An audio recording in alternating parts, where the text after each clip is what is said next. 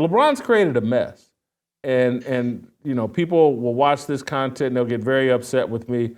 But I'm just telling you, it's a mess, and it all relates back to LeBron James. Everybody just wants to go and get the easy championship and stack these meaningless rings to try to inflate what their legacy is. It's absolutely pathetic. There is such a sense of entitlement, and it all began with LeBron James. Ratings have never peaked with him like they did with Jordan and like they did with Magic and Larry when they first came aboard. And then this player entitlement era that they call player empowerment era, it's the player entitlement era. LeBron James did that. And so he just isn't elevating the game. And so when I start talking about all-time greats, and again, you can go all the way back to Bill Russell, elevated the game. LeBron did not. Jason, it's far worse than what you think, probably.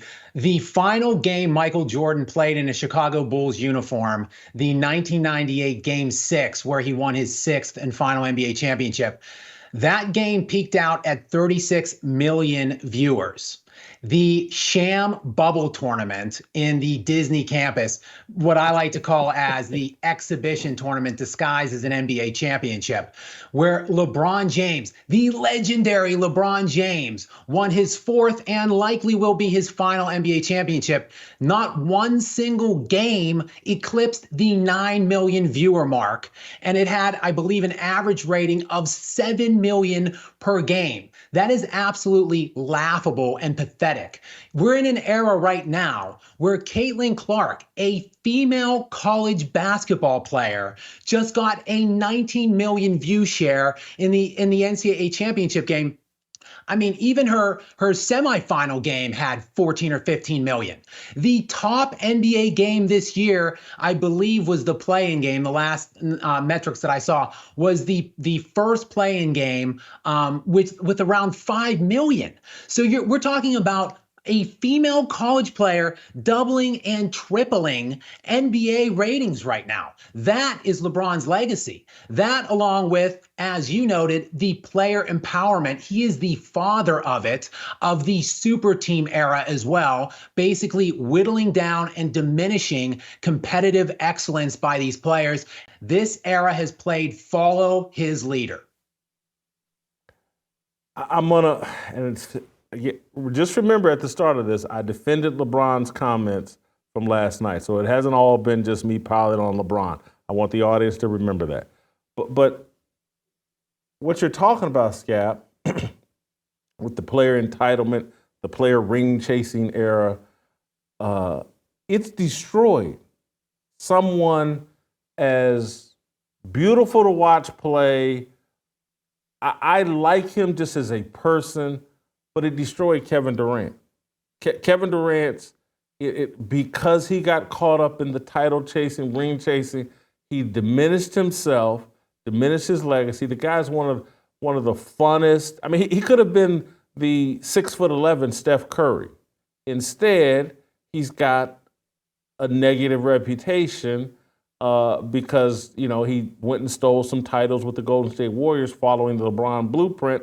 And now, he's out here on his own at 34, 35 in Phoenix, and not even out here on his own, but just, Phoenix is struggling, and his reputation is getting diminished. And I just think about Russell Westbrook, his reputation diminished.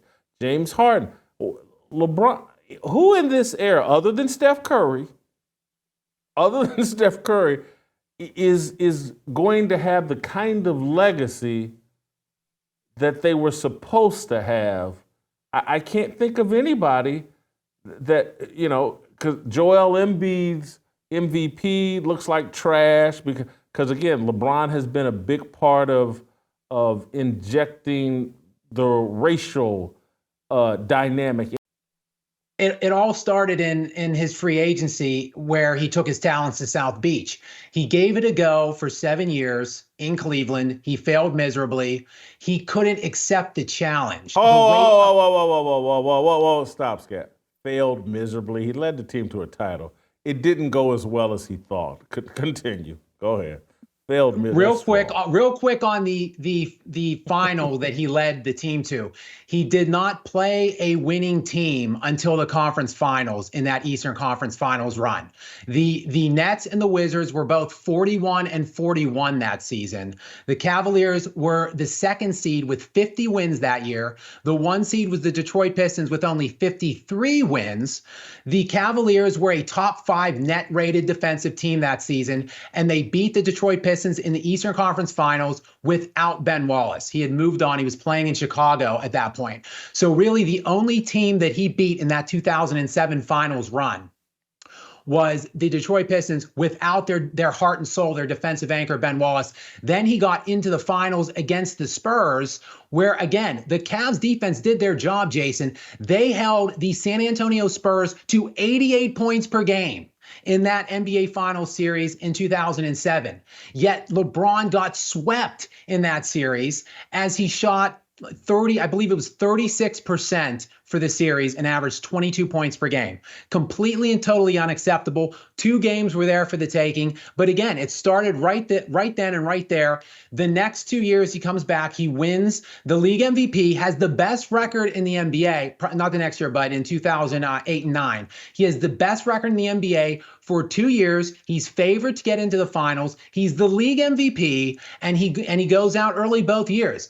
The one year, yes, they got caught up against Boston, who you could say had more talent, had a better team. But the other season, he lost to the Dwight Howard Orlando Magic.